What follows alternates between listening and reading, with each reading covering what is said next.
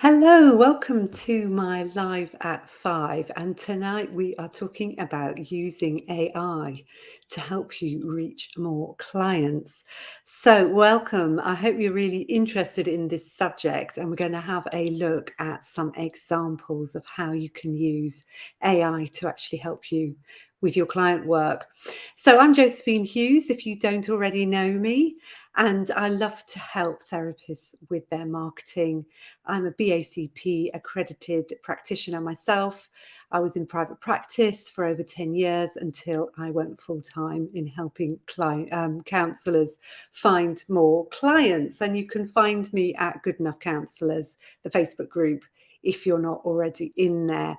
So if you're watching this on replay, do just pop in and say hashtag replay in the comments, and then I can see that you've been watching it, and feel free to add any extra comments as you go along. And for those of you that are just joining me, I can see there's a few of you now. Do say hello in the comments. I'll keep an eye on them.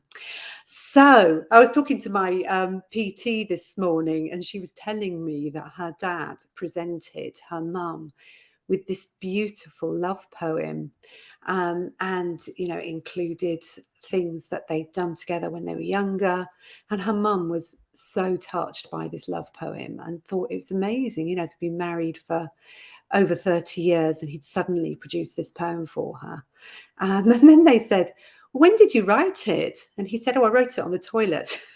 It turned out that he'd used ChatGPT to write a love poem to his wife, which sort of rather took away, I think, some of the impact of what he'd done, especially as he'd done it when he was sitting on the loo. But this is what ChatGPT can do for you. It can help us be so much more creative, and I think as therapists, actually, it can be such a useful tool that we can use, particularly in our marketing. So I'd love to know. I can see there's a few people watching. So pop into the comments. Have you used ChatGPT at all? Have you ever tried it? And Liesel's here. Hi, Liesel. It's lovely to see you. She said she's curious about all of this. And I think you could definitely use it, Liesel, knowing what you do. Liesel works with people sort of in bereavement, and she works in private practice. So we could maybe try something out. Liesel, if you'd like to think of an example of something that you're thinking about marketing, if you would like to think about an aspect of your marketing that you'd like some help with, we could pop that into ChatGPT and have a look at it. But thinking about the online world, what do people do when they're looking for therapists? They may ask people who are people they know, if they know of any therapists, but quite often people will go online, won't they? And I think that's why so many of us recognize the importance of, say, using an online directory, or having having a website. And I'm just sort of got a bit distracted there because Kay's just popped this in. My brother showed me an example and I was amazed by it. It's really, what you can do with it. You can have a lot of fun with it, actually. I won't go into this now because I haven't got time, but you can do some fun things with it. So we all go online. We want people to be able to find us online. And what ChatGPT can do is it can really help us enhance our communication. And this is why it can be so, so useful, because what it can do is it can just help you write in a way, if you're somebody who finds it difficult to get your ideas together, or perhaps you're not quite sure about your grammar, or you sort of know what you want to say, but you're not really sure about the order you want to say it in, or you've got it and it's sort of a bit long-winded and you're trying to think of a more concise way to say it. This is where ChatGPT can really, really help you. So, it can be really, really useful. So it helps you have ideas, it helps you organize your ideas, it helps you to write in a way that appeals to your clients. And often what I'll do is I will write something and then I will put it into ChatGPT and I'll say, can you advise me on how I could make this, more concise, or, you know, to make it meet these are my objectives. Can you help me to make it meet my objectives better? So someone who commented on my Facebook post this morning says she's not very good at sort of writing in a salesy way. And so she'll get ChatGPT to help her out in that. So it's just sort of like to give your words more impact. It can help you. And someone said, oh, I'm worried that it would take away from my authentic voice. In actual fact, what it does is it amplifies your authentic voice. It is a tool. Back in the day when I was a teenager, how did I keep in touch with my friends? I would write them a letter. And then later on, when I was a secretary, we would type out memos to people. And then eventually what we've done is we've gone computerized. And now I keep in touch with my friends, say, via WhatsApp. I'm just using a different tool, but it's still me. It's still me that's communicating. And that's how you can see ChatGPT. It's actually not taking away from your authenticity. It's actually amplifying it. And what you're doing is you're actually using your authenticity in what you're feeding into it, and then asking it to just help you perhaps communicate in a more concise way, or there's all sorts of things that you can get it to do. So I don't want to talk about this too long, because I actually want to help you see one of the examples that I used. So, you can use it to write an email. Someone in my therapy growth group has just said, oh, I need to compose an email to a client because they haven't paid me and they've cancelled and it's less than 24 hours. So I literally just went into ChatGPT and said, can you write me an email? And I've just shared that email with her. And she probably won't use what it says, but she might use the ideas that it suggested, and maybe some of the phrases possibly, to help her. So I am going to do this talk in much more detail in Therapy Growth Group. So in Therapy Growth Group, which is my membership group, what I'm going to do is I'm giving an hour's talk on this, and we're going to be talking about some of the pitfalls as well, and some of the ethics that you really need to be careful about when you are using ChatGPT. So if you're interested in coming along and having more support in your marketing, if you go to josephinehughes.com/therapy-growth-group, you will see what I'm doing, and the talk will be recorded, so it will be available to you.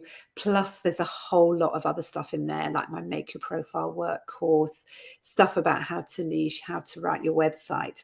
But let's come back. So what I'm going to do is I am actually going to share something that I did on ChatGPT earlier, and then we'll come back to what Liesl said, because she has said she's actually more aimed at ADHD, need to do some October ADHD Awareness Month posts. So what we'll do is we'll get ChatGPT to do that for you. So we'll have to be really, really quick, because I want to keep this talk so it's not too long for people. So what I've done is I've said to ChatGPT, this is the prompt that I've given it: you are a psychotherapist working in private practice. Please generate a paragraph for the initial contract, making boundaries about contact outside of the therapy room clear. For example, social media boundaries, what to do if you accidentally meet in a public place. So it came back, it generated this idea, which I won't read it all out to you, but it's got things like, outside of our scheduled sessions, please refrain from initiating contact through social media platforms, email, or any other form of online communication. This is to preserve the professional nature of our relationship and maintain your confidentiality. You may not want to say it like that, and that would be fine. You could say to ChatGPT, that sounds too formal. I'd like it to be softer, or I'd like it to be more approachable. So I said to it, please could you break that up into shorter, more readable paragraphs? That wasn't a terribly good prompt, because it just came back with one paragraph, but it made it shorter. In our therapeutic relationship, setting clear boundaries is essential. Outside of our sessions, please avoid reaching out through social media or email to maintain confidentiality and professionalism. If we happen to meet in public, I will respect your privacy and await your initiation of conversation. Now, I wouldn't speak like that. I wouldn't say to someone, I'll await your initiation of conversation. I'd say, I'll wait for you to speak to me. So you change it slightly, basically. So then I sort of thought, well, actually, what I'd like to say is I'd like to say to the client, this is when you can contact me. by email. So I said, can you provide some examples where email contact is appropriate, e.g. to change or cancel a session? Now, spot the deliberate. It wasn't a deliberate mistake, but remember, you are dealing with a computer, and I didn't say that I wanted this to be towards the client in the contract. So it said, here are some appropriate examples of when email contact could be utilized: appointments, session reminders, cancellations. But actually, I wanted to I wanted to sort of like to be writing to the client. So I said to it, please could you use those points to include in the contract, which is what I should have said the first time. And it said, our therapeutic relationship relies on clear communication and mutual respect. Here are the circumstances under which email communication is appropriate and encouraged. And you'll see that it's used the same points: appointment scheduling.